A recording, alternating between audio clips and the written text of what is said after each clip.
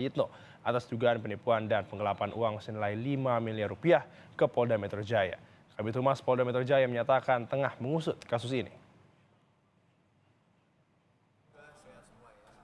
Nama Mario Teguh kembali hangat dibicarakan. Baru-baru ini ia dilaporkan seorang pria bernama Sunyoto Indra Prayitno atas dugaan penipuan senilai 5 miliar rupiah. Sunyoto mengeluarkan uang 5 miliar rupiah itu untuk mengontrak Mario Teguh sebagai brand ambassador mempromosikan produk skincare miliknya. Namun Mario Teguh diduga tidak menepati janji. Terkait laporan, Kabid Humas Polda Metro Jaya menyatakan tengah memeriksa kasus itu. Diterima oleh Polda Metro Jaya terkait dugaan adanya penipuan dan penggelapan ya.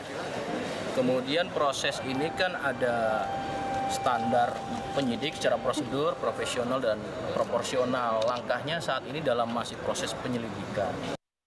Sementara itu dalam unggahan media sosial Instagram, Mario Teguh memberi peringatan kepada pelapor untuk meminta maaf. Mario membantah telah melakukan penipuan serta penggelapan seperti yang dilaporkan. Iksana Priyansyah, Kompas TV, Jakarta. Jangan beranjak dulu saudara, karena berita utama akan segera kembali.